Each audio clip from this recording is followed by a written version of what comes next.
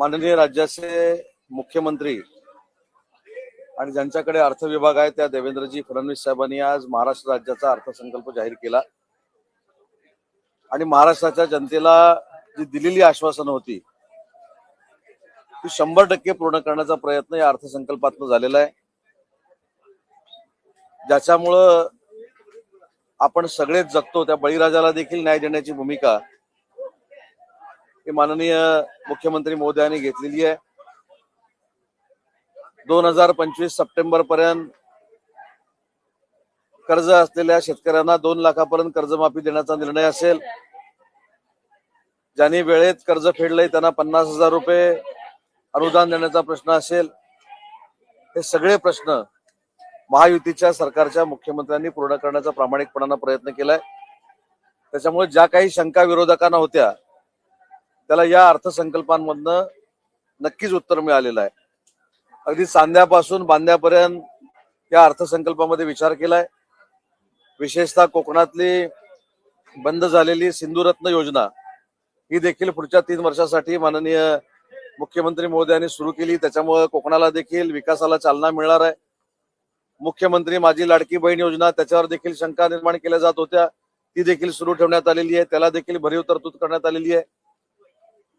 उद्योग विभागासाठी देखील वेगवेगळ्या योजना, मग लघु असेल मध्यम असेल, या सगळ्या उद्योजकांना उद्योग विभागामार्फत वेगळ्या पद्धतीचे इन्सेंटिव्ह देण्याचे देखील काही धोरण या अर्थसंकल्पामध्ये सामील केलेलं आहे।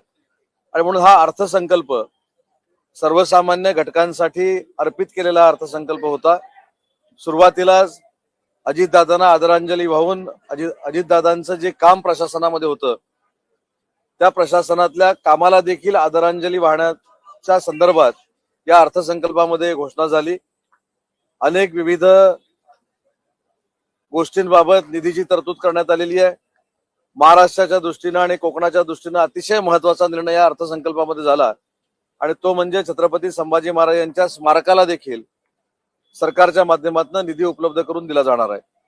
त्याच्यामुळे हा अर्थसंकल्प हा महाराष्ट्राच्या बळीराजाच्या निमित्तानं, उद्योजकांच्या निमित्तानं, छोट्या छोट्या उद्योजकांच्या निमित्तानं अतिशय सकारात्मक होता आणि या अर्थसंकल्पातनं नक्कीच महाराष्ट्र राज्य जागतिक पातळीवर आर्थिक व्यवस्थेशी मुकाबला करू शकतो अशा पद्धतीचा हा अर्थसंकल्प होता।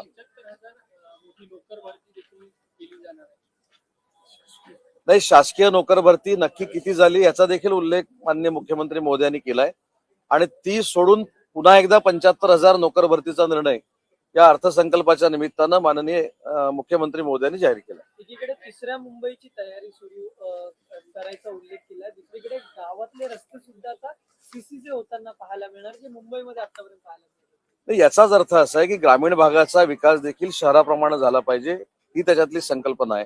आणि 1000 लोकवस्तीच्या वाढीपर्यंत जर कॉन्क्रीटचा रस्ता जाणार असेल तर वर्षानुवर्ष पुन्हा त्या रस्त्याकडे बघण्याची देखील आवश्यकता नाही आणि शहराप्रमाणे देखील ग्रामीण भाग विकसित झाला पाहिजे, हे त्यामागचं धोरण आहे।